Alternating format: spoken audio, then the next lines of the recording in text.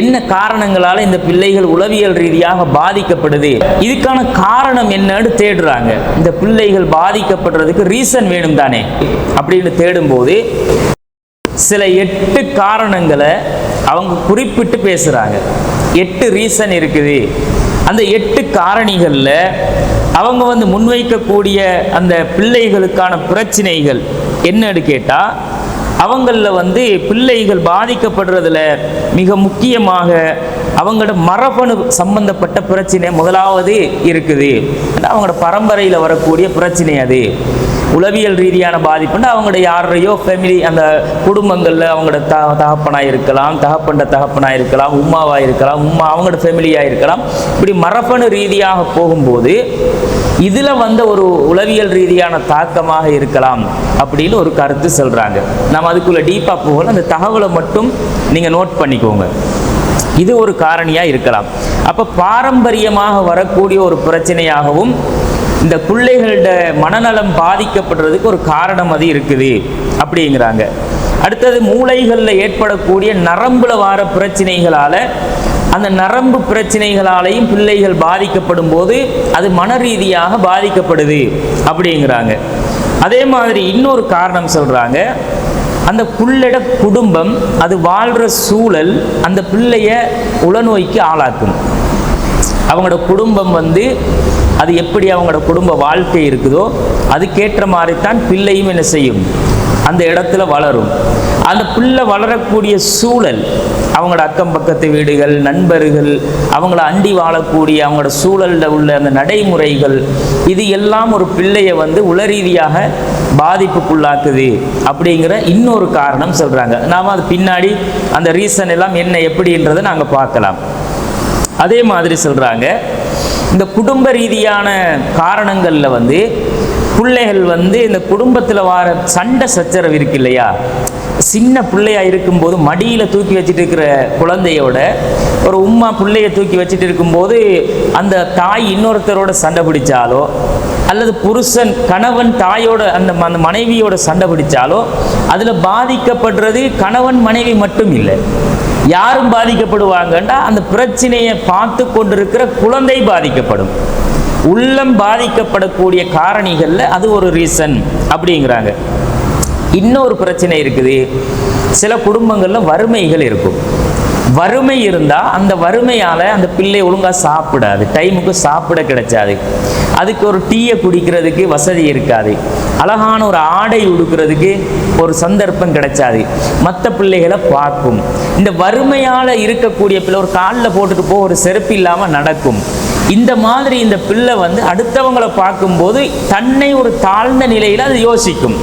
அந்த பிள்ளையெல்லாம் எப்படி இருக்குது, நம்மளோட உம்மா அப்பா நமக்கு இதை தரலையே, வாங்கி தரலையே, நம்மக்கிட்ட இல்லையே, இப்படின்னும் போது பிள்ளையோட உள்ளத்தில் அது ஆட்டோமேட்டிக்காக என்ன செய்யுமெண்டா ஒரு பாதிப்பை உண்டாக்கி கொண்டே இருக்கும்.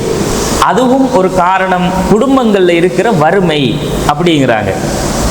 இன்னொன்று உம்மா வாப்பா மனநலம் பாதிக்கப்பட்டிருந்தாங்கண்டா, இப்போ உம்மாவோ வாப்பாவோ மன ரீதியான பிரச்சனைக்கு உள்ளானவங்களாக இருந்தால் பிள்ளையும் பாதிக்கப்படும். வாப்பா அந்த மாதிரி கொஞ்சம் மனரீதியாக பாதிக்கப்பட்டவராக இருந்து அவர் ஒரு கல்யாணத்தை முடித்து அதன் மூலமாக ஒரு குழந்தை பிறந்து அந்த பிள்ளை வளரக்கூடிய நேரத்தில் வாப்பாட அந்த தாக்கம் பிள்ளைக்கு சில நேரம் கிடைக்கிறதுக்கு சான்ஸ் இருக்குது.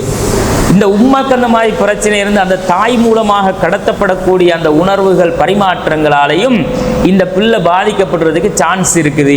அப்போ அந்த தாய்க்கோ தகப்பனுக்கோ இருக்கக்கூடிய அந்த உளரீதியான பாதிப்பு பிள்ளையையும் தாக்கும் அப்படிங்கிறாங்க. இன்னொன்று அடுத்தது, இந்த வீடுகளில் நடக்கிற வன்முறைகள் துஷ்பிரயோகங்களாலையும் பிள்ளை பாதிக்கப்படும். வீடுகளில் பக்கத்துக்காரன் சண்டை பிடிப்பான், நம்மளோட வீட்டு ஆட்கள் கொஞ்சம் வாயை மூடிட்டு இருப்ப முடியலாமல் நாமளும் சாரத்தை மடித்து கட்டிட்டு சண்டை பிடிப்போம்.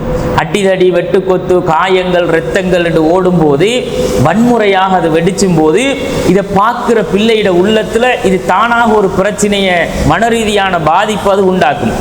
அப்படி அந்த காரணங்களாலையும் பிள்ளைகள் உளநோய்க்கு ஆளாகிறாங்க அப்படிங்கிறாங்க. அதே மாதிரி இன்னொரு ரீசன் சொல்கிறாங்க, இப்படி நிறைய காரணிகளில் இந்த சமூகத்தில் இருக்கக்கூடிய கலாச்சார ரீதியான காரணங்கள். அதில் வந்து அந்த புள்ள போய் படிக்கிற ஸ்கூலில் இருக்கிற பிள்ளைகளோட நடத்தைகளால், அந்த பிள்ளை வந்து அந்த அவங்களோட நண்பர்களுக்கு மத்தியில் ஏற்படக்கூடிய பழக்க வழக்கங்களால் பிள்ளை வந்து உள ரீதியாக மாற்றம் அடைகிறதுக்கு வாய்ப்பு இருக்குது. அதில் வந்து சண்டை பிடிக்கிறது, பிள்ளைகள் ஒரு பிள்ளையை ஒதுக்குறது, அவங்க வந்து ஒரு குரூப்பாக சேர்ந்துக்கிட்டு இன்னொரு குரூப்பாக பிரிஞ்சு கொள்வது, இதெல்லாம் சாதாரணமாக நடக்கிறது தானே. ஒரு பிள்ளை ஸ்கூலுக்கு வந்தால் அதை சேர்க்கிறல்ல, அதை வந்து என்னென்ற நீ எங்களோட குரூப் இல்லை அப்படின்னு ஒதுக்கி விட்டுருது. அப்போ இந்த பிள்ளை வந்து என்ன செய்யும், ஒரு தனிமையை உணரும், ஒரு ஃபீலிங்ஸ். அப்போ அந்த பிள்ளைக்கு வந்து ஒரு சமூக தனிமையை அது உணருது. இந்த மாதிரி இந்த குரூப்பாக பிரிஞ்சு கொண்டு ஒரு பிள்ளையை ஒதுக்கிட்டு இன்னும் 4 பேர் சேர்ந்து கொண்டு, இது சின்ன பிள்ளைகளோட விளையாட்டுத்தனம் தான். ஆனால் அந்த விளையாட்டுத்தனம் வந்து என்னவாகுமெண்டா, நாளைக்கு தனிமைப்படுத்தப்படுற அந்த பிள்ளை வந்து என்னை இந்த சமூகம் ஒதுக்குது, தனிமைப்படுத்துது, என்னோட பேசுது இல்லை, எந்த ஃபீலிங்ஸை புரிஞ்சிக்குது இல்லை அப்படின்னு அந்த பிள்ளை உள்ளத்தால் பாதிக்கப்படும். இது ஒரு காரணமாக சொல்கிறாங்க. அதே மாதிரி இந்த உடல் வளர்ச்சி அடைகிறதுல உள்ள குறைபாடுகள், ஹெல்த்தியில் உள்ள பிரச்சனைகள், ஒரு பிள்ளை ஒரு நோயாளியாக இருந்துச்சுன்னா அந்த பிள்ளை ஆட்டோமேட்டிக்காகவே என்ன செஞ்சிடும், உள்ளத்தால் பாதிக்கப்படும். பிறந்ததில் இருந்தே நோயாளியாக இருந்தால் அதில் வந்து உடல் நலம் மற்றும் வளர்ச்சி காரணமாக அந்த பிள்ளை வந்து பாதிப்புக்குள்ளாக வாய்ப்பு இருக்குது அப்படிங்கிறாங்க. அதே மாதிரி வந்து பிள்ளையோட வளர்ச்சி தாமதம் அடைஞ்சிச்சுன்னா, ஒரு பிள்ளை கட்டையாக இருக்கிறான்னு வச்சுக்கோங்களேன், சமூகத்தில் கட்டையான பிள்ளைகள் இருக்குதானே, இந்த மட்டும் தான் இருப்பான். அந்த பிள்ளையோட வயசு என்னடான்னு கேட்டால் 15 வயசும்பா, வளர்ந்து இருக்காது, மீச தாடியெல்லாம் முளைச்சிருக்கும், சின்ன ஆளாக இருப்பான், கல்யாணம் முடிக்கிற பருவத்தில் இருப்பான். அப்போ வளர்ச்சி இல்லை. இவன்ட உள்ளத்தில் எப்படிண்டா, அப்படி எல்லாரும் நம்மளை விட பெருசாக வளர்ந்து நல்லா சம்பாரித்து வாகன வசதிகளோட ஓடிக்கிட்டு கல்யாணத்தை முடித்து புள்ள குட்டியாக இருக்கிறான், நம்ம இன்னும் இந்த மட்டுக்கு தரடா இருக்கிறோம். அந்த சின்ன அந்த அவன்ட வளர்ச்சியை நினச்சி அவன் மனசால் பாதிக்கப்படுறான்டா, அவனுக்குள்ள அது என்ன செய்யுது, தாழ்வு மனப்பான்மையை உண்டாக்குது, அப்படியும் பாதிக்கப்படுவாங்க அப்படிங்கிறாங்க. அதே மாதிரி மீடியாக்களுடைய தாக்கம், தொழில்நுட்பங்கள் மீடியாக்களுடைய தாக்கங்களாலையும் பிள்ளைகள் உளரீதியாக பாதிக்கப்படுறாங்க அப்படிங்கிறாங்க. இந்த மீடியாக்களுடைய தாக்கங்கள் சம்பந்தமாக நாம் பார்க்க இருக்கிறோம் பிள்ளைகளோட விஷயத்தில். அது எப்படியெல்லாம் தாக்கம் செலுத்துது, அந்த பிள்ளைகள் எப்படி அதனால் வந்து பாதிப்புக்குள்ளாகிறாங்க அப்படின்றதுல முக்கியமாக இந்த மொபைல் ஃபோன்களால் பிள்ளைகள் மத்தியில் ஏற்படக்கூடிய உளரீதியான பாதிப்புகள் அதுகளை நாங்கள் பார்ப்போம் இன்ஷா அல்லாஹ். இப்படி நிறைய தகவல்களை வந்து அவங்க நமக்கு பட்டியலிட்டு தாராங்க. குழந்தைகளினுடைய உள்ளம் பாதிக்கப்படுவதற்கான காரணிகள் அப்படின்னு. இப்போ இந்த குழந்தைகள் இவ்வளோ காரணம் இருந்தாலும் நாம் புறக்கி எடுத்து சிலதை வந்து என்ன செய்ய போகிறோம், பார்க்க இருக்கிறோம். முக்கியமாக இந்த பிள்ளைகள் வந்து இந்த அரசாங்கத்தால் சுகாதார அந்த அமைச்சால் வந்து வெளியிடப்பட்ட காரணங்களில் மிக முக்கியமாக என்னென்ன காரணங்களால் இந்த பிள்ளைகள் மனநலம் பாதிக்கப்படுறாங்க என்றால், பெற்றோர்களுடைய கவனக்குறைவால் பாதிக்கப்படுறாங்க அப்படின்னு ஒரு ரீசன் சொல்கிறாங்க. பிள்ளைகளை உம்மா அப்பா கவனிக்கிறது குறைவு, பெற்று போட்டால் கடமை முடிஞ்சுன்னு நினச்சிறது இல்லை. பிள்ளைகளை பெற்றா அந்த பிள்ளைகளை நாம் ஆளாக்குற பொறுப்பு நமக்கு இருக்குது. அப்படி அந்த பிள்ளைகள் மீது பெற்றோர்கள் கவனம் செலுத்துகிற விஷயத்தில் அவங்க கவனக்குறைவாக இருக்கிறாங்க. அப்படிங்கிறதுனால பிள்ளைகள் வந்து பாதிக்கப்படுறதுக்கு வாய்ப்பு இருக்குது என்றாங்க. அடுத்தது வந்து ஒரு புள்ள தாய்கிட்ட எதிர்பார்க்கிற ஒரு அன்பு இருக்குது. என் உம்மா எனக்கு அன்பு காட்டணும். இப்போ பிள்ளைகளோட இயல்பு என்ன தெரியுமா, ஒரு பிள்ளைய தன்னை தாய் வந்து தன்னை விட்டுட்டு இன்னொரு பிள்ளையை தூக்கினா அழும். பிள்ளை அப்படித்தானே, சின்ன பிள்ளை வந்து பார்க்கும், என்ன உம்மா நம்மளை தூக்காம வேறொரு பிள்ளையை தூக்குறா அப்படின்னு பார்த்துட்டு, ஏண்டா தண்டை இடம் பறி போறதை விரும்பாது. உம்மா அந்த பிள்ளைக்குரிய இடத்தை இன்னொரு ஆளுக்கு கொடுக்குறாங்கன்றதை அந்த பிள்ளை ஏற்றுக்கொள்வது இல்லை. அப்போ பிள்ளைகளுடைய இயல்பு என்னன்னா, அந்த தாயிட்டையோ தகப்பனுக்கிட்டையோ அது இயல்பாக எதிர்பார்க்கிற அன்பும் அந்த எதிர்பார்ப்பும் கிடைச்சாம இருக்குது இல்லையா, கிடைச்சாத நேரத்தில் அது பாதிக்கப்படும் பிள்ளை அப்படிங்கிறாங்க. அப்போ அந்த அன்பு பாசம் உரிய முறையில் கிடைச்சல்ல அப்படின்றதுனால குழந்தை பாதிக்கப்படுது. அது உளரீதியான பாதிப்புக்கு உள்ளாகிறதுக்கு ஒரு காரணம் என்றாங்க. அதே மாதிரி வந்து முறையாக அந்த பிள்ளை அரவணைக்கப்படாத நேரங்களில் ஒரு பிள்ளை வந்து ஏதோ ஒரு காரணத்தால் பாதிக்கப்படுதுன்னு வைங்களேன், ஒரு நோயால் பாதிக்கப்படுது. பாதிக்கப்பட்ட அந்த பிள்ளையை என்ன செய்யணும்? அதுக்குரிய வைத்தியத்தை பார்த்து அதுக்குரிய ட்ரீட்மெண்ட் செஞ்சு பிள்ளைய அது குணமாகிற வரைக்கும் கவனிக்கணும். அதை விட்டுட்டோம்னா என்ன நடக்கும்? அந்த கவனிக்கிற அரவணைப்பு இல்லாமல் நம்ம என்னமோ ஆக்கிரம் காய்ச்சரம் தின்ன கொடுக்குறோம், கொட்டுறோம், உடுகுடவை போட்டு விடுறோம், பிள்ளை தெரியட்டும், அந்த பிள்ளை வந்து நோஞ்சானாக இருக்கும், நோயாளியாக இருக்கும். அந்த பிள்ளையோட தேவை என்னன்றதை நாங்கள் நினச்சி அந்த பிள்ளையை அரவணைச்சி அதுக்கு என்ன தேவைன்றதை உணர்ந்து செய்யாட்டி அரவணைப்பு இல்லாமல் போகும்போதெல்லாம் பிள்ளை என்ன செய்யும்? அது தானாகவே ஒரு பாதிப்பை உணரும் என்றாங்க.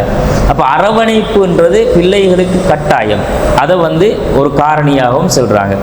இன்னொன்று வந்து பிள்ளைகளோட உணர்வுகளுக்கு மதிப்பு கொடுக்கணும். எங்களோட உணர்வுக்கு நாங்கள் பேசக்குள்ள நம்ம இன்னொருத்தர் காது கொடுக்காட்டி எங்களுக்கு எப்படி இருக்கும்? இப்போ நாம் பேசிகிட்டு இருக்கிறோம், அவர்கிட்ட ஒரு விஷயத்தை சொல்கிறோம், படா அப்படின்ட்டு நாம் இன்னொரு பக்கம் போனோம்னா எங்கட மனசே பாதிக்கப்படுது தானே. பெரியவங்களோட மனசே எப்படின்னா, நாம் இவ்வளோ சொல்லிட்டு இருக்கிறோம், நம்மளுக்கு பாடுற அவர் மதிப்பு கொடுக்குறான் நான் பேச்சுக்கு அப்படின்னு இதுவன்ட்டு போய் நான் பேசினேனே என்ற மாதிரி எங்களோட மனசு பாதிக்கப்படும் போது ஒரு சின்ன குழந்தை வந்து நம்ம பேசுகிறத உம்மா கேட்கணும், வாப்பா கேட்கணும், நம்ம பேச்சுக்கு அது காது கொடுக்கணும் என்று அந்த பிள்ளைகள் என்ன செய்யும்னா உணர்வுகளுக்கு அவங்க மதிப்பு கொடுக்கணும்னு எதிர்பார்க்கும். விளையாடும், ஓடும், பாயும், அந்த பிள்ளையோட எல்லா நடவடிக்கையையும் காட்டும். அந்த பிள்ளையோட உணர்வு அது வெளிப்படுத்தும். இந்த உணர்வுகளை நாங்கள் மதிக்கணும்னு அந்த பிள்ளை எதிர்பார்க்கும் போது அதுக்கு முட்டுக்கட்டையாக நாம் இருந்தோம்னா அப்போவும் பாதிக்கப்படும் பிள்ளை. அதுவும் ஒரு காரணம். இன்னொன்று, நமக்கிட்ட ஒரு பிள்ளை இருந்தால் அந்த ஒரு பிள்ளைக்கு மட்டுமே அன்பை காட்டலாம். ஒரு 4-5 பிள்ளையை பெற்று போட்டோம்னா மூத்த பிள்ளைய விட்டுருவாங்க. அவன் 10 வயசுல இருப்பான், மற்ற 2வது பிள்ளை ஒரு 7 வயசுல இருக்கும், 3வது பிள்ளை ஒரு 5 வயசுல இருக்கும், கடைசியாக பிறந்த பிள்ளை ஒரு 1.5 வயசு 2 வயசு பிள்ளையா இருக்கும்னு வைங்களேன். இந்த 2 வயசு பிள்ளையை தூக்கி அரவணைச்சி கொண்டு 2வது 3வது பிள்ளையை விட்டுட்டாங்கன்னா அவங்க எப்படி ஃபீல் பண்ணுவாங்க? பாரபட்சம் காட்டுதாங்க. பாடுறா நம்மளோட உண்மை நம்மக்கிட்ட காட்டின இறக்கமெல்லாம் விட்டுட்டு இப்போ இந்த தம்பிக்கு காட்டுதாங்க இறக்கம். தங்கச்சை மட்டும் தூக்கி தூக்கி வச்சுக்குதாங்க. நம்மளை வந்து என்ன செய்யறதில்ல, பார்க்குறதில்ல, நம்மளோட இறக்கம் காட்டுறதில்ல. இப்படி ஒரு பாரபட்சத்தை நாம் காட்டுற மாதிரி அவங்க ஃபீலிங் பண்ணினா அது பாதிப்பை உண்டாக்கும். பாதிப்புன்ற சாதாரண பாதிப்பு இல்லை, அந்த தண்ட சகோதரன் தண்ட கூட பிறந்த உணர்வு இல்லாமல் போய் சாவடிச்சு போட்டுரும். நிறைய சம்பவங்களும் நடந்திருக்குது. அந்த பாதிப்பு அந்த அளவுக்கு அது உள்ளத்தில் ஒரு பாதிப்பை வந்து நஞ்சு மாதிரி விதைச்சும் அந்த பாரபட்சம்ன்றது. அதையும் ஒரு காரணமாக சொல்றாங்க. இப்போ இந்த காரணங்களால தான் இஸ்லாம் அதிகமாக இந்த பிள்ளைகளுடைய உளவியல் ரீதியான விஷயத்தில் கவனம் செலுத்துங்கன்றது. கவனம் செலுத்துங்க, இந்த பிள்ளைகளோட விஷயத்தில் நீங்கள் வந்து உள்ளம் பாதிக்கப்படாத வகையில் நீங்கள் நடந்து கொள்ளுங்கன்னு அந்த பிள்ளைகள் விஷயத்தில் இந்த உளவியல் சம்பந்தமான அதிகமான கருத்துக்களை பேசின ஒரு மார்க்கம் கொள்கை இஸ்லாம் தான். அதை நாங்கள் விளங்கி கொள்ளணும். இந்த குழந்தை உளவியல் குறித்து அல்லாஹும் ரசூலும் செல்ற விஷயங்களை நாங்கள் வந்து புரிஞ்சு கொள்ளாட்டி, பிள்ளைகள் சம்பந்தமாக அல்லாஹ் ரசூல் செல்ற அந்த அடிப்படைகளை நாம் விளங்கி கொள்ளாட்டி அது பிள்ளைகளுடைய வாழ்க்கையை நிச்சயம் பாதிக்கும். பாதிக்கிறதுல எந்த மாற்று கருத்தும் இல்லை. நாம் இன்றைக்கு சமுதாயத்தில் வந்து பிள்ளைகளை பெற்று போட்டு வளர்த்து ஆளாக்கி விட்டுருவோம்னு நினச்சிடும். ஆனால் 100க்கு 90-95% பிள்ளைகள் உள்ளத்தால் பாதிக்கப்பட்டவங்களாகத்தான் சமூகத்தில் நடமாடுவாங்க. ஒரு சிலர் காற்று அன்பு, பரிவு, பாசம், பாரபட்சம் இல்லாத தன்மை, அரவணைப்பு, அந்த பிள்ளைகளுடைய உணர்வுகளுக்கு மதிப்பு கொடுக்கறதை எல்லாம் பெற்றுக்கொள்ளுதண்டா அந்த பிள்ளை சமூகத்துக்கு ஒரு எடுத்துக்காட்டாக இருக்கும். அப்போ இந்த சின்ன பிள்ளைகளுடைய விஷயத்தில், இந்த குழந்தைகளுடைய உளவியல் விஷயத்தில் அல்லாஹ் ரசூல் காட்டின வழிமுறை எப்போ புறக்கணிக்கப்படுமோ அன்றைக்கு அந்த பிள்ளைகள் நிச்சயமாக தாய் தகப்பனுக்கு கட்டுப்படாத பிள்ளையா, பேச்சு கேட்காத பிள்ளையா, உருப்படாத பிள்ளையா, அந்த பிள்ளையே தாந்தோன்றித்தனமாக வழி தவறி போயிடும். அதில் நாங்கள் மிக முக்கியமாக இருக்கிறோம். உலகத்தில் 19வது நூற்றாண்டில் இருந்துதான் இந்த உளவியல் ரீதியான விஷயங்கள் அதிகமாக பேசப்பட ஆரம்பிச்சிச்சு. இந்த நவீன காலத்தில் வந்து 19ஆம் நூற்றாண்டு காலப்பகுதியில் இருந்துதான் உளவியல் சம்பந்தப்பட்ட பிரச்சனைகள், அதிலும் குறிப்பா இந்த சின்ன பிள்ளைகளுடைய உளவியல் ரீதியான பிரச்சனைகள் பேசப்பட்டுச்சு. குழந்தைகளுடைய உளவியல் சம்பந்தப்பட்ட பிரச்சனைகள் அதிகமான ஆய்வுகளுக்கு உட்படுத்தப்பட்டுச்சு, வாத பிரதிவாதங்களுக்கு உட்படுத்தப்பட்டுச்சு. அதுல முக்கியமாக நிறைய மருத்துவர்கள் இந்த மனநல மருத்துவர்களாக உருவெடுத்தாங்க. பிள்ளைகளோட விஷயம், பெரியவங்களோட விஷயம், அவங்க மனநலம் பாதிக்கப்படுறதுக்கான காரணிகளை எல்லாம் ஆய்வு செஞ்சு கண்டுபிடிச்சு அதுக்கு ட்ரீட்மெண்ட் செய்யணும், கவுன்சிலிங் பண்ணணும் அப்படின்னு சொல்லி நிறைய மனநல மருத்துவர்கள் உருவானாங்க. இதுக்கு அடிப்படையாக பேஸ்மெண்டாக இருந்தவர் யாரு? உளவியல் துறையிலேயே மெயினா உலகம் பேசக்கூடிய ஒரு ஆய்வாளர் தான் யாரு? சிக்மண்ட் ஃப்ரைட் என்றவர்.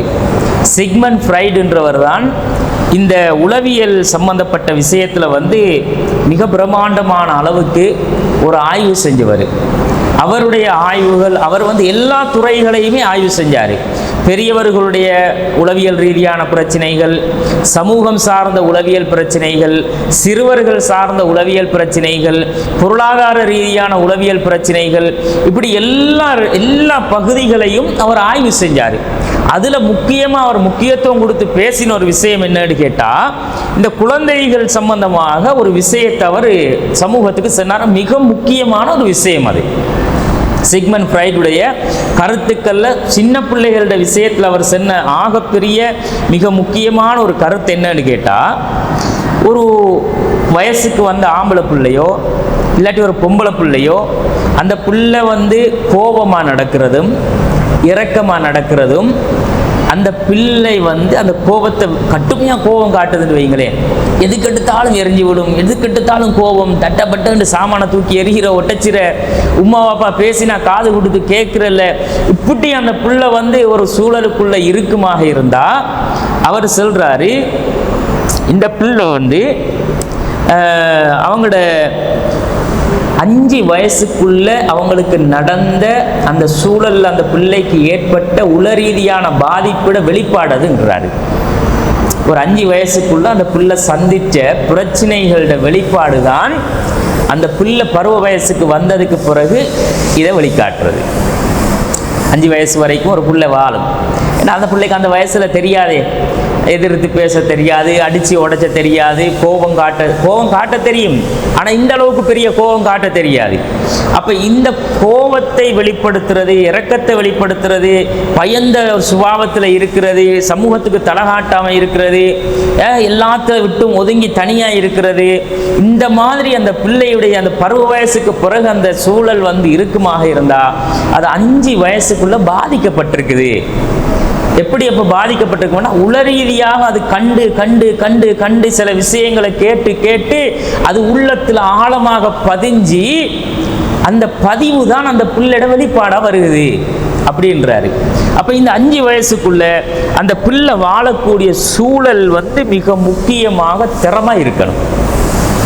வீட்டு சூழலாக இருக்கலாம், படிக்கிற சூழலாக இருக்கலாம், அது நடமாடுற சூழலாக இருக்கலாம், அது மிக முக்கியமாக ஒழுங்கா இருக்கணும் அப்படின்றாரு. சூழல் ஒழுங்காக இருந்தா அந்த பிள்ளை ஒழுங்காக வளரும். சூழல் என்றதை நாங்க தாய் தகப்பன் தான் ஃபர்ஸ்ட் ஆரம்பிச்சணும். தாய் தகப்பன் என்ற அந்த தாய் தகப்பன்ற சூழல்ல இருந்து அந்த பிள்ளை ஒழுங்காக வளருமா இருந்தா அந்த பிள்ளை நல்லா இருக்கும். அங்க ஒழுங்கு கெட்டு போச்சேண்டா எல்லாம் கெட்டு போயிடும் அப்படின்றத பேசிக்கா சொல்றாரு. மூளையில 2 பகுதி இருக்குது. மனுஷன் மூளையில 2 பகுதி பிரதானமா இருக்குது. ஒன்று வலது மூளை, இன்னொன்று இடது மூளை. இதுக்கு சொல்லுவாங்க வலது மூளைக்கு எமோஷனல் ரைட்டுன்னுவாங்க. வலது மூளைக்கு என்ன சொல்லுவாங்கண்டா இந்த உளவியல்ல எமோஷனல் ரைட்டுன்னுவாங்க. இடது மூளையை சொல்லுவாங்க லொஜிக்கல் லெஃப்ட்ன்னுவாங்க. எமோஷனல் ரைட், லொஜிக்கல் லெஃப்ட்னு சொல்றது. இந்த வலது மூளையிட வேலை என்ன தெரியுமா? அது சின்னத்திலே இருந்து பார்க்குற விஷயங்களை எமோஷனலாகவே பார்க்கறது. சிரிக்கிறது, அழுகிறது, கோபத்தை காட்டுறது, அட்டம் பிடிக்கிறது, இதெல்லாம் எமோஷன். பிள்ளைட எமோஷன் அந்த பிள்ளைட வலது பக்கம் என்ன செய்யும்னா அது ஒரு குறிப்பிட்ட 5 வயசுக்குள்ள அந்த எமோஷனல் ரைட்டுன்றது திறந்தே இருக்கும். அப்போ அதுக்குள்ள போற விஷயங்கள் நல்லதா போகணும். அந்த போற விஷயங்கள் பிள்ளைக்கு அடம்பிடிக்கிற விஷயங்களாக, வன்முறைகளாக, கோவத்தை காட்டுற விஷயங்களாக, அடிதடிகளாக, ஏச்சு பேச்சுகளாக, மட்டம் தட்டுறதா, அப்படி போக போக அந்த எமோஷன் என்ன செய்யும்டா, அதையே உள்வாங்கி உள்வாங்கி உள்வாங்கி வச்சு அந்த எமோஷன் தான் வெளிப்படும். அப்போ எமோஷனல் ரைட் என்ற அந்த மூளை வந்து ஃபர்ஸ்ட் வந்து அதை என்ன செய்யும்னா அந்த உணர்வுகளை தான் எடுக்கும், உணர்வுகளை உள்வாங்கும், ஃபீலிங்ஸ் எடுத்துக்கொள்ளும். ஆனால் இந்த மூளை வந்து அந்த பீரியட்ல வளர்ச்சி அடையாது. இந்த இடது மூளை இருக்கே அது சும்மா தான் இருக்கும். அது வந்து எமோஷனல் ரைட் கரெக்டா வந்துட்டா 2 வயசுக்குள்ள அது கிரியேட் ஆகிட்டா 2வது வயசுல இது வேலை செய்ய ஆரம்பிச்சிடும். லாஜிக்கல் லெஃப்ட் இந்த பக்கம் இது கால்குலேட் பண்றது, இதை செய்வோமா செய்யப்படாதா, இதை செஞ்சா நல்லமா இல்லாட்டி சரியில்லையா, இதை கொடுக்கணுமா கொடுக்கப்படாதா, இந்த கால்குலேட்டிங் பண்ணி பிரிச்சு பகுப்பாய்வு செஞ்சு இந்த உம்மா அப்பாவோட எப்படி நடக்கணும், கூட்டாளிகளோட எப்படி நடக்கணும், இவனோட அவனோட எப்படி நாம நடந்துக்கணும், எப்படி காசு சம்பாதிக்கணும், எப்படி செலவழிக்கணும், இதையெல்லாம் எது திங்க் பண்ணும், இடது மூளை. இது வந்து 2 வயசுக்கு பிறகுதான் ஓப்பன் ஆகும். அது வரைக்குமே எது வந்து திறந்திருக்கும்டா, வலது மூளை தான் திறந்திருக்கும். இப்ப நாங்க கொடுக்குற எங்களுடைய எமோஷன்ஸ் எல்லாமே வலது மூளைக்கு தான் கொடுத்து கொண்டிருக்கிறோம். இது இந்த 5 வயசுக்குள்ள கிரியேட் ஆகி அந்த 5 வயசு வரைக்கும் உள்ள போற விஷயங்கள் எல்லாம் அங்க பதிவாகி ரெக்கார்ட் ஆகி அந்த மூளையே கூடுதலா இயங்க ஆரம்பிச்சுச்சண்டா இந்த லெஃப்ட் மூளை ஒரு நாளும் வேலை செய்ய, இடது மூளைக்கு வேலை இல்லை. அந்த பிள்ளைக்கு தான் அதுக்குரிய தகவல் போகலையே. ஒரு பிள்ளை அதுல 2வது வயசுல என்ன செய்யும்டா, அது ஓடி ஆடி பேசி பழகிற ஒரு பருவம் தானே. அப்போ அது வந்து வாப்பாவை வந்து எப்பவும் ஒரு ஹீரோவா பார்க்க ஆரம்பிச்சும். எல்லாத்துக்கும் வாப்பா அபு டெடா அப்படின்னு வாப்பாவை ஒரு ஹீரோவா பார்க்க ஆரம்பிச்சும். இந்த புள்ள நினைச்சிற மாதிரி வாப்பா இருக்கணும்னு ஆசைப்படும். அதோட உணர்வு, அதோட ஃபீலிங்ஸ். அப்போ அந்த புள்ள வந்து அதுக்கு ஏற்ற மாதிரியான ஃபீலிங்ஸை வெளிக்காட்டும் போது அந்த பிள்ளையோட ஃபீலிங்ஸை நாங்கள் என்ன செய்யணும்டா, அக்செப்ட் பண்ணணும். அக்செப்ட் பண்ணாமல் தட்ட போனோம்டா அவங்க தான் பாதிப்பு ஆரம்பிக்கும். இதான் பேசிக். அப்போ பிள்ளைகள் வந்து எப்பவுமே அந்த 2வது வயசுக்குள்ள வரும்போது நாங்கள் அந்த பிள்ளைக்கு இந்த லெஃப்ட் லாஜிக்கல் இருக்குதானே, லாஜிக்கல் லெஃப்ட் இந்த இடது மூளை வேலை செய்யறதுக்கு அந்த 2 வயசுக்கு உள்ள ஒரு பிள்ளைக்கு நாங்கள் 500 சொற்களை உள்ள பூத்தி இருக்கணுமா ஒரு பிள்ளைக்கு. இது பிள்ளைக்கு நாம சொல்லிக் கொடுக்கணும். அதுக்கு சொல்ல தெரியாது, உண்மையில பேச தெரியாது. 2 வயசுல பேசுமா பிள்ளை, தரமா தெரியாது. ஆனா சொல்லிக் கொடுக்கணும். இது ஃபோன், இது ஃபோன், இது மைக், இது ஃபேன், இது பில்டிங், இது கார், இது பஸ், இது கிணறு, இது தண்ணி. அதுக்கு தேவையான சொற்களை நாங்கள் உள்ள கொடுத்து நாங்கள் சாதாரணமாக பேசுறது. ஒரு நாயை கண்டா இது டோக் மகன், அது புள்ள மெமரியில் வச்சுக்கும். ஒரு பூனை போனால் இது கெட் மகன், அது புள்ள அது மெமரியில் ஒட்டோவா சேவ் ஆகும். புள்ள திடீர்னு காணும்போது டோக் உண்டும், இது கெட்டுண்டும், ஃபேன் உண்டும். ஏன் நாங்கள் அதுக்கு கிளாஸ் வச்சு டீச்சிங் பண்ணல, சொற்களை போட்டு இருக்கிறோம். அது புள்ள உம்மா அப்படின்றதா, உம்மாடி யாரு சொல்லி கொடுத்தாங்க, கேட்டு அதுவா கேட்டதை வந்து காது உள்வாங்கி கொள்ற விஷயங்களை மூளை ப்ராசஸ் பண்ணும். மூளை ப்ராசஸ் பண்ணி பண்ணி பண்ணி அதை என்ன செய்யும்டா ஒரு டைம் அவுட்புட் பண்ணும். அதான் புள்ளையோட வேலை. அப்போ அந்த பிள்ளைக்கு நாங்கள் சின்ன வயசுல அந்த மூளை வேலை செய்யக்கூடிய நேரத்தில் ஃபர்ஸ்ட் இதை எழுது மகன், அதை எழுது மகன், இதை செய்யுங்க, இது ரெண்டும் செய்யப்படாது. பேனை குட்டுக்கவே படாது பிள்ளைக்கு. நாம கையை பிடிச்சி எழுதுங்க 2 வயசுல என் பிள்ளை ABCD எழுதும், அது செய்யவே படாது. பிள்ளைக்கு ஒரு நாளும் டீச்சிங் செய்யக்கூடாது, ட்ரைனிங். பிள்ளை ட்ரெயின் பண்ணப்படணும் 2 வயசுல. இந்த 2 வயசுக்குள்ள அந்த புள்ள ட்ரைனிங் தானே தவிர டீச்சிங் ஒரு நாளும் கொடுக்கப்படாது. எங்களோட பிள்ளைகள் வந்து பேப்பர்களை இழுத்து போட்டு கிழிச்சும், இல்லை பென்சில்களை பேனைகளை கொண்டே போட்டு கீறும் இல்லையா, சோத்துல கீறும், கலரை கீறும், சோக்க கீறும், பிளாட்டினம் கலரை எடுத்துட்டு கொண்டே கீறும். கீறினா உம்மா உனக்கு இதே தான் வேலை கொண்டா அப்படி தட்டி அதை பறிச்சு கொண்டாந்து வச்சிரு. பேப்பரை கொப்பி கொண்டே எடுத்து அதை கிழிச்சிடாத கொண்டா அப்படின்னு பறிச்சு கொண்டாந்து வச்சிரு. அந்த புள்ள வந்து அதை எடுக்கிறதுக்கு ரீசன் இருக்கு. அதை எடுத்தா அதுல அந்த புள்ள அதுல ஒரு விஷயத்தை படிச்சும். அதான் அந்த புள்ளையோட ட்ரைனிங். ஒரு பேனையை கொண்டே சுகத்துல கீறுதா உற்றணும், பிள்ளைய கீறு மகன் நீ கீறு, வாவ் வெரி குட், பிள்ளைக்கு இப்ப நம்ம செஞ்சது குட், நல்லா இருக்குது, எங்கிட்ட உம்மா அப்பா சப்போர்ட் அப்படின்னு அதுக்குள்ள அந்த புள்ள வளர்ச்சி அடைய ஆரம்பிச்சோம். இப்படித்தான் கீரும் புள்ள, இப்படி இப்படி இப்படி இப்படி கீரும். ஃபர்ஸ்ட்டுக்கு ஸ்கூல் போன உடனே 1ஆம் ஆண்டுல நர்சரியில ஆனா ஆவண்ணா அயன்ன ABCD எழுதி கொடுக்குறதா? கோடு தான். இப்படி கோடு, இப்படி கோடு, சரிச்சி கோடு, இந்த இப்படி எல்லாம் கோடு தான், லைனிங். புள்ள வந்து முதலாவது பழகிறது அதுட சுய சிந்தனையிலே அதை செய்யும். செய்ய ஆரம்பிச்சும் போது பிள்ளைட சுதந்திரத்தில் அதை விட்டுட்டு நாங்க பாராட்டணும். பாராட்டச்சில தான் அந்த பிள்ளை தன்னையை இன்னும் இன்னும் இம்ப்ரூவ் பண்ண ஆரம்பிச்சோம். பிளாட்டினம் கலரை வந்து புள்ள தேடும், கலர் தேடும். பிள்ளைக்கு சின்ன அந்த 2 வயசுக்குள்ள நீங்க கலர்ஸை வந்து காட்டி கொடுக்கணும். அறிவியல் என்ன சொல்லுது தெரியுமா? இந்த உளவியல் பிள்ளைட இந்த மூளை வளர்ச்சி அடையணும்டா முதலாவது அந்த பிள்ளைக்கு கலர்கள் காட்டப்படணும். இது ப்ளூ, இது கிரீன், இது yellow, இது வயலட், இது பிங்க், இது வந்து அப்படி நாம எல்லாத்தையும் காட்டி கொடுக்கணும். அதுவா பிள்ளை என்ன செய்யும்? அதை உள்வாங்கி கொள்ளும். உள்வாங்கிக்கிட்டு அந்த பிள்ளை ஒரு பிளாட்டினம் கலர் சோத்தை கீறுதா, கோடு கீறட்டும், எத்தனை தாள வேணும்னாலும் கிழிச்சட்டும், கீறி கீறி கீறி கீறி கிழிச்சு கிழிச்சு போடட்டும். கிழிச்சு போட்டா ஊட்ட நாசப்படுத்திட்டான். இந்த பிள்ளையால எனக்கு கிடக்கிற கரைச்சல் வாப்பா, இதை பெத்து போட்டுட்டு நான் படுற பாடு அப்படின்னு உம்மா வாப்பா ஃபீலிங்ஸ் பண்ற. இது சரியான விஷம். இந்த புள்ள அது விஷமா இருக்குதுன்றதுனால அது விஷம் இல்லை, அதுற வயசுக்குள்ள அதுற ஃபீலிங்ஸையும் டேலண்டையும் வெளியே காட்டுது. அதான் அந்த பிள்ளைக்கு காட்ட இயலும்.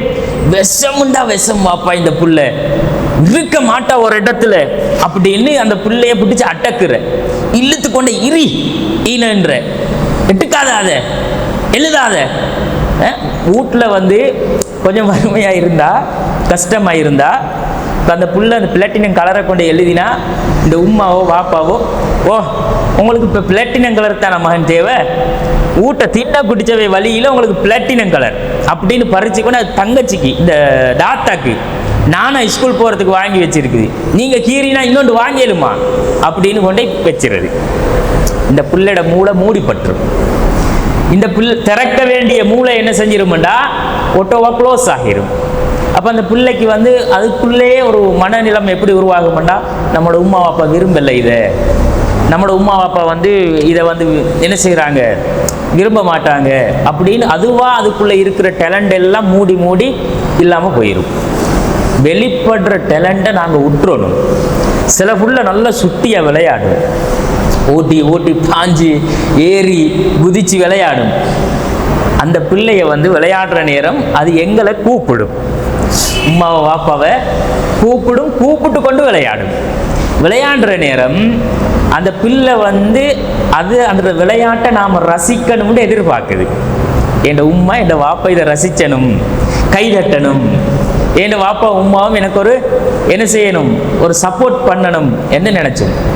ஓடி அந்த புள்ள போய் விழுவுற நேரம் சில உம்மாமார் இந்த பாப்பா இந்த புள்ள விழுந்துட்டேன்னு ஓட்டி போய் பிடிச்சி தூக்கி தடவி அப்படின்றக்குள்ள அந்த புள்ள என்ன செய்யும்னா ஒரு ஆக்டிவிட்டீஸை, ஓ நமக்கு பெரிய ஒரு ஆபத்து வந்துட்டு போல, உம்மாவே வந்து நம்மளை தூக்கிட்டாங்களே அப்படின்னு மனசுக்குள்ளே அதை என்ன செஞ்சிடும், ஒரு ஃபீலிங்ஸை கொண்டு வந்துடும்.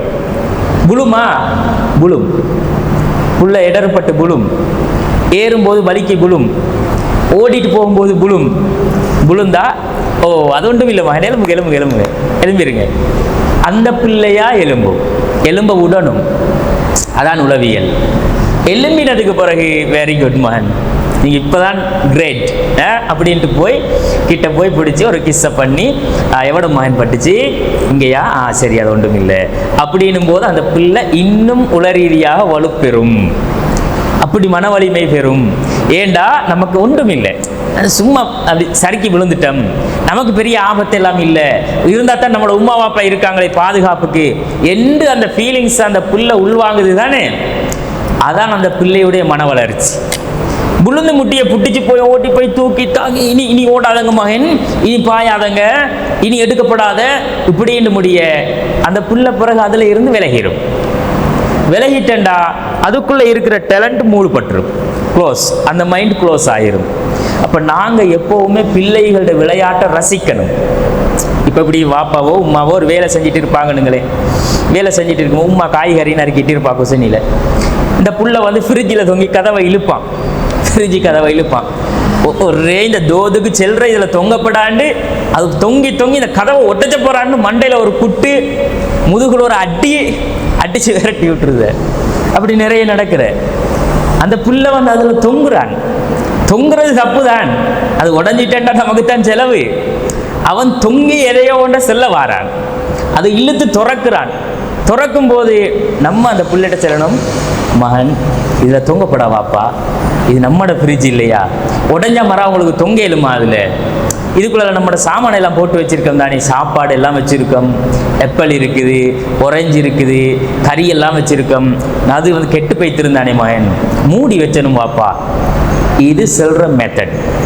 தோதுக்கு செல்ற விளங்குறல்ல அப்படின்னு அடிச்சு முடிய அவன் நினைப்பான், ஓ நீங்க இருந்தா தான் திறக்க விட மாட்டாங்க அப்படின்ட்டு உண்மை வாப்பா இல்லை, அந்த நேரம் போய் இழுத்து திறந்து ஒரு மணித்தியாலத்துக்கு திறந்து விட்டு போயிடுவான்.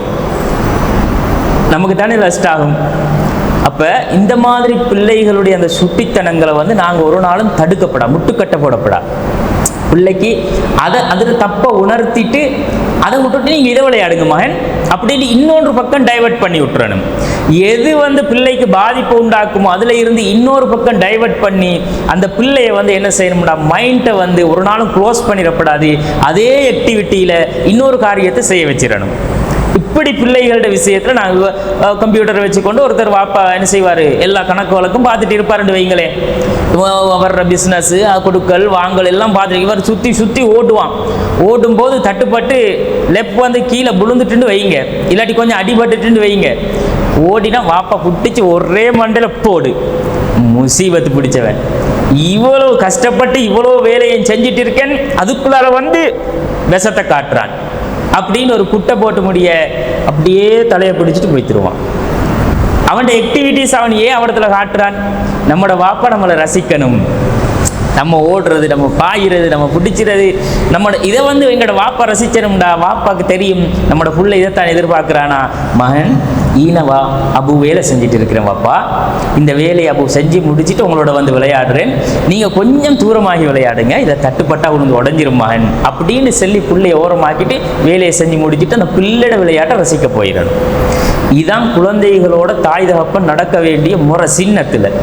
அப்போ அந்த பிள்ளை வந்து கைதட்டலை எதிர்பார்க்கும், அதை பாராட்டுறதை எதிர்பார்க்கும், அந்த பிள்ளைக்குள்ளே அது இயற்கையாகவே இருக்கக்கூடிய உணர்வு அப்படிங்கிறத கவனத்தில் கொள்ளணும். இப்போ இந்த பிள்ளைகள் வந்து இந்த வயசில் இந்த மாதிரி செய்கிறத விட்டுட்டு உமாக்கு வேலை செய்கிறதுக்கு இந்த புள்ள ஒரே கரைச்சல் கூட்டுக்குற, வாப்பாவை வேலை செய்ய விட்ற இல்லை, வீட்டில் சரியான அலட்டி கேஸ் இந்த புள்ளண்டு, மகன் இதை கொண்டு வச்சுட்டு நீங்கள் கார்ட்டூன் பாருங்க வாப்பா, உம்மி வந்து வேலையை செஞ்சு முடிச்சுட்டு வாரேன், இதை கொடுத்தாச்சு. இதை கொடுத்து முடியவன் என்னத்தை பார்ப்பான், மொபைலை கொடுத்தா அது கார்ட்டூனை பார்ப்பான். அந்த கார்ட்டூனில் அந்த பிள்ளைக்கு விளங்குமா எதாச்சும், அது பேசுகிற மொழி விளங்குமா, அது ஏதோ ஒன்று ஓடுறது, பாயிறது, பறக்கிறது, புழுவுறது, சண்டை பிடிக்கிறது, இதானே அதுக்கு தெரியும். இப்போ இந்த பிள்ளைகள் கொஞ்சம் அந்த ஒரு கட்டத்துக்கு வந்ததுக்கு பிறகு அந்த பிள்ளை வந்து நிறைய கார்ட்டூன்ஸ் பார்க்க ஆரம்பிச்சிடும். ஸ்பைடர் மேன் பார்ப்பான், சூப்பர்மேனை பார்ப்பான், ஸ்கூபிடுவை பார்ப்பான், பென்டென்னை பார்ப்பான், இப்படி எக்கச்சக்கமான இதுகளை கொண்டாந்துட்டாங்க. இதெல்லாம் பார்த்துட்டு அந்த இந்த புள்ள நினைச்சு எனக்கும் இந்த மாதிரி பென்டென் மாதிரி வச்சோண்டு கிடைச்சா நானும் பறப்பேன் தானே, வாப்பாட்ட உமாட்ட போய் அட்டம் பிடிக்கிறேன், எனக்கு பென்டென் வச்சு வாங்கித்தா. அந்த புள்ளையோட மூளையில் என்ன பதிஞ்சிருக்கு? இந்த ஒச்சை கட்டிட்டு இப்படி தட்டினா நம்மளுக்கும் ஒரு வண்டி வாகனம் வரும், நம்மளும் புஷ்ஷுன்னு பறப்போம், நம்மளும் ஹீரோவாகிடுவோம் அப்படின்னு அந்த புள்ள வந்து நினச்சிது. அது நடக்குமா? நடக்காது. சூப்பர்மேன் பறந்து வருவாராம். பறந்து வந்து ஒரு ஆபத்து வார நேரத்தில் ஆக்களை காப்பாற்றுவார். அந்த ட்ரெஸ்ஸை போட்டால் இவரும் சூப்பர்மேனாக மாறிடுவாருன்னு மைண்ட் ஃபிக்ஸ் பண்ணுது, மூளை ஃபிக்ஸ் பண்ணுது. அது சாத்தியமா? அவன் சும்மா படத்துக்கு கிரியேட் பண்ணி எடிட் பண்ணி காட்டுறான். ஆனால் புள்ளையோட மனசில் அது உண்மை மாதிரி பதியுது. உண்மையாகவே அது அந்த உலகத்தை கற்பனை பண்ணுது. ஜுராசிக் வேர்ல்டுன்னு சொல்லி படங்களை உண்டாக்கி இருக்கிறான். மிருகம் பேசும். ஏவாப்பா நம்மட நாய் டோக் பேசுது இல்லை, ஏன் நம்மட கெட் பேசுது இல்லை? அதில் எலி பேசுகிற, பூனை பேசுகிற, எல்லா மிருகமும் பேசுகிற, சிங்கம்புலி பேசுகிற. இங்கே இந்த புள்ள பார்க்குறது பேசுது இல்லை. ஏவாப்பா அது பேசுது இல்லை, ஏன் உண்மை இது பேசுகிற இல்லை? இப்போ சொல்லுங்களேன் பதில். யார் பழக்கி விட்ட பிள்ளைய? உமாவும் அப்பாவும் ஃபோனை கொடுத்துட்டு தானே அந்த மூளையில் என்ன ஃபிக்ஸ் பண்ணப்பட்டுச்சு? இது மிருகம் பேசும், அப்படி பறந்து வரையிலும், புஷ்ஷுன்னு போகையிலும், ஹல்க் மாறி மாறையிலும், இப்படியான உணர்வுகளை பிள்ளைக்குள்ள உண்டாக்கினா ஒரு கற்பனை உலகத்தில் அந்த பிள்ளையுடைய மூளை வளர்ந்து வளர்ந்து வளர்ந்து அது கற்பனையாகவே அதில் வாழ்க்கை என்ன செஞ்சிடும்? மாறிடும். அதில் உண்மையான ரியல் லைஃப்ன்ற மூளை மூடிடும். அப்போ இந்த அளவு பாதிப்புகளை வந்து இந்த தாக்கம் என்ன செய்யும்? இந்த மீடியாக்கள், மொபைல் போன்கள் உண்டாக்கும். அப்போ வாப்பா பறந்து வந்து நம்மளை காப்பாற்ற நம்ம எதிர்பார்த்தா நடக்குமா? புள்ள போகுது. சூப்பர்மேன் புஷ்ஷுன்னு வந்து அப்படி தூக்கிட்டு போயிடுவார். எங்களோட வாப்பாவும் நாங்கள் அப்படி புள்ள போகிற நேரம் வந்து பாஞ்சி புட்டிப்பாருண்டு புள்ள மேசையில் இருந்து குதிக்கக்குள்ள வாப்பா அங்கினே இருந்தா என்ன நடக்கும்? பில்டிங்கில் இருந்து நாம் பாஞ்சா என் வாப்பா சூப்பர்மேன் மாதிரி வந்து பிடிச்சிருவாருன்னு நினச்சி புள்ள பில்டிங்கில் இருந்து பாஞ்சா என்ன நடக்கும்? இப்படி பல பாதிப்புகளை வந்து நாம் அந்த பிள்ளையோட எப்படி நடந்து கொள்கிறோம்ன்ற விதத்தை வச்சு தான் கிரியேட் ஆகுது. இதெல்லாம் நாங்கள் வந்து மனசில் ஆழமாக பதிச்சு கொள்ளணும். கண்ணியத்திற்குரிய சகோதரிகளை, தாய்மார்களே, இந்த குழந்தைகளை வந்து சாதனையாளர்களாக நாங்கள் மாற்றணும்னு எல்லா அம்மா அப்பாவும் ஆசைப்படுறோம். எங்களோட புள்ள படிச்சணும், பெருசாக கிரேடாக வரணும், எங்களோட புள்ள வந்து எல்லா இதுலேயும் போட்டியிலையும் ஃபஸ்ட்டு வரணும், அப்படி எங்களோட புள்ள தான் ஹைலைட் ஆகணும்னு நினச்சிறேன். புள்ள ஹைலைட் ஆகணும்னா என்ன செய்யணும் தெரியுமா? அந்த உமா அப்பாவுக்கு தெரியுமா என்ன செய்யணும்னு? புள்ள ஹைலைட் ஆகணும்டா, ஒரு சாதனையாளராக மாறணும்டா, உளவியலாளர்கள் அதுக்கு ஒரு கருத்து சொல்கிறாங்க. அதில் மிக முக்கியமாக அமெரிக்காவை சேர்ந்த ஒரு மனநல மருத்துவர் மெக்ரிலேண்ட் அப்படின்றவர் ஒரு கருத்து சொல்கிறாரு. இந்த பிள்ளைகளை சாதனையாளர்களாக மாற்றணும்னா என்ன வழி தெரியுமா அப்படின்னு அவர் ஆய்வு செய்கிறாரு. ஆய்வு செஞ்சுட்டு பல வருஷத்துல ஆய்வுல முடிவு என்ன சொன்னாரண்டா, உம்மா வாப்பா ஒழுங்காக இருக்கணும்ன்றாரு. எத்தனையோ வருஷம் ஆய்வு செஞ்சுட்டு எப்படி இந்த பிள்ளைகளை வந்து சாதனையாளர்களாக மாத்துறேன்டா, உம்மாவும் பாப்பாவும் ஒழுங்காக இருக்கணும். அவ்வளோ வருஷம் ஆய்வு செஞ்சதுல முடிவு, ரிசல்ட்ஸ் அப்படின்றாரு. அப்போ இந்த உம்மாவும் பாப்பாவும் வந்து என்னத்தை பிள்ளைக்கு விதைச்சிறாங்களோ அது போடுற விதை தான் விருட்சமாக மாறப்போகுது. எந்த விதையை போடுறாங்களோ அந்த விதை விருட்சமாக, நல்லதோ கெட்டதோ, நல்லதை போட்டாங்கண்டா அந்த தாய் தகப்பன்ட்டு அந்த நல்லது இருக்கணும். அந்த பிள்ளை அப்போ அந்த போடப்படுற விதையால் தான் உருவாக்கப்படும். அப்போ இதை வந்து அவர் சொல்லிட்டு சொல்கிறாரு, ஒரு பிள்ளை 5 வயசுக்குள்ள அதுவாகவே தானாகவே பாத்ரூம் போய் அதில் தேவைகளை முடிச்சுட்டு கம்ப்ளீட்டாக அதில் அந்த எல்லா கழிவுகளையும் கழித்து துப்புரவாகி திரும்ப வந்து தன்னை ட்ரெஸ்ஸை தானே எடுத்து போட்டு இப்படி முழுசாக ஒரு வேலையை அது செய்மாக இருந்தால் 20-25 வயசாகும்போது அது ஒரு சாதனையாளராக மாறும். இது எப்படி ஆய்வு? ஒரு புள்ள 5 வயசில் அதுவாகவே தானாகவே பாத்ரூம் போய் தானாகவே அதில் இயற்கை தேவைகளை முடித்து துப்புரவாகி கிளீனாக வந்து அதுவாக அதில் ட்ரெஸ்ஸுகளை வந்து ஆடைகளை ஒழுங்குபடுத்தி கொண்டா உம்மாவை கூப்பிடும். என்ன இப்போ நம்மளோட பிள்ளைய எப்படி தெரியுமா? சூ பிடிக்கினா உம்மி சூ. 5 வயசு புள்ள, 5 வயசு 4 வயசு புள்ள ஓ பாத்ரூம் போகணும்னா உம்மி கக்கா புள்ள. அப்போ நாங்கள் என்ன செய்யலை? அந்த பிள்ளைக்கு சின்னத்தில் இந்த விஷயத்தை இன்னும் போடலைன்னு அர்த்தம். இனி எப்படி சாதனையாளரா மாத்துறது? இவர் ஆய்வு என்ன சொல்லுதுண்டா, நீங்க 5 வயசுக்குள்ள இந்த ஒழுக்கத்தை முதல் படிச்சு கொடுங்க, அதுவாக அதிட வேலையை தானா செய்யுமாக இருந்தா அது 20 அல்லது 25 வயசு அடையும் போது தானாகவே சாதனையாளரா மாறும். அப்போ ஒழுக்கங்கள் பழக்கப்படணும். நாம பாத்ரூம் போற ஒழுக்கத்தை படிச்சிருக்கோமா? நம்மட ஆக்கள்கிட்ட சரி பாத்ரூம் போறேன்டா, எப்படி பாத்ரூம் போகணும் சொல்லுங்களேன், கொஞ்சம் ஒழுக்கத்தை, இஸ்லாம் சொல்ற ஒழுக்கத்தை சொல்லுங்கண்டா, எத்தனை பேருக்கு தெரியும்? நீங்க பாத்ரூம் போற நேரம் வலது காலை வச்சு போவீங்களா, இடது காலை வச்சு போவீங்களா? அப்படின்னா வலதா இடது. இந்த மாமியார் வீட்டையா போறோம்? பாத்ரூமுக்கு போற நேரம் வலதை வச்சு போறதா, இடதை வச்சு போறதா? இல்ல வெளியே வார நேரம் வலதை வச்சு வாரதா, இடதை வச்சு வாரதா? இப்படி நம்மட ஆக்களுக்கே தெரியா. அப்படி ஒரு ஹதீஸ் இருக்கு, அது பலவீனமான செய்தி. அந்த மாதிரியான ஹதீஸ்கள் எதுவும் இல்லை. இடது காலை வச்சு போற, வலது காலை வச்சு வெளியே வாருன்றது அது பலவீனமான செய்தி. இதே நமக்கு தெரியாட்டி நாம எப்படி பிள்ளைக்கு சொல்லி கொடுக்குற ஒழுக்கம்? பாத்ரூம் போறேன்டா மகன் இப்படிமா போகணும், ட்ரெஸ்ஸில் ஒழுக்கு இப்படி இருக்கணும், கழுவி சுத்தப்படுத்துறது இப்படி கழுவி சுத்தப்படுத்தி கொள்ளணும், திரும்ப ஆடைகளை ஒழுங்குபடுத்தி கொள்ளணும், இந்த மாதிரி தான் வெளியே வரணும். இதை நாங்கள் சின்ன வயசில் போட்டு போட்டு போட்டு சொல்லி கொடுத்து அதையே தண்ட தேவையை செய்கிற மாதிரி பழக்கி உருவாக்கிட்டோம்னு வைங்களேன், அதுவா முன்னேறும். அது மட்டும் கிரியேட் பண்ணி பாருங்க, மற்ற வேலைகளெல்லாம் நாங்கள் அந்த பிள்ளைக்கு செல்ல தேவையில்லை, அதுவா செய்யும். ஏன்னா நாங்கள் போடுற விதை தான் முளைச்சி போகுது. அதை இவர் என்ன செய்கிறாரு, மிக்ரிலேண்ட் அப்படின்ற அந்த உளவியலாளர் சொல்கிறாரு. அப்போ இந்த மாதிரி ஒரு பகுதி இருக்குது. இன்ஷா அல்லாஹ் இதில் இன்னும் சாப்டருக்குள்ளே மேட்டருக்குள்ளே நிறைய விஷயங்கள் இருக்கிறதுனால உள்ளே வரல. இதில் அடுத்த இன்னொரு பகுதி, அந்த பிள்ளைகள் மனநலம் பாதிக்கப்படுறதுக்கு ஒரு காரணமாக இன்னும் நிறைய விஷயங்கள் இருக்கிறதுல பிள்ளைகளோட அந்த என்ன செய்கிறது,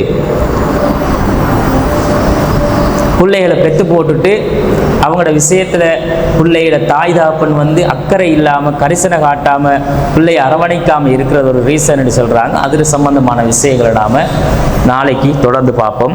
இன்றைக்கு சொன்னது பேசிக் தான். இந்த காரணங்களால் இப்படி பிள்ளைகள் மாறுமாக இருந்தால், முதலாவது நாங்கள் அந்த பிள்ளைகளுடைய மூளை வளர்ச்சியில் பங்களிப்பு செலுத்தாட்டி வலது மூளைன்றது அதில் அந்த குறிப்பிட்ட பருவத்துக்கு வளர்ச்சி அடையாட்டி இடது மூளை எத்தனை வருஷமானாலும் வேலை செய்யாது. தோதும்பாங்க பிள்ளை, என்ன சொல்கிற தோது பிள்ளை இதும்பாங்க. ஏன்னா வளர்ச்சி அடைய வேண்டியது வளர்ச்சி அடையாது. எனவே அந்த விஷயத்தில் நாங்கள் கண்டிப்பாக பிள்ளைகள் விஷயத்தில் முக்கியமாக கவனம் செலுத்தணும். இன்ஷா அல்லாஹ் அடுத்த நாட்களில், வரக்கூடிய நாட்களில் மார்க்கத்தோடு இந்த பிள்ளைகள் விஷயத்தை எப்படி அதை அணுகணும், இஸ்லாம் என்ன வழிகாட்டுது அப்படிங்கிறது தொடர்ச்சியாக நாங்கள் பார்ப்போம். வாஹிரு தவானா அல்ஹம்துலில்லாஹி ரப்பில் ஆலமீன். அஸ்ஸலாமு அலைக்கும் வரஹ்மத்துல்லாஹி வபரகாத்துஹு. சுப்ஹான்.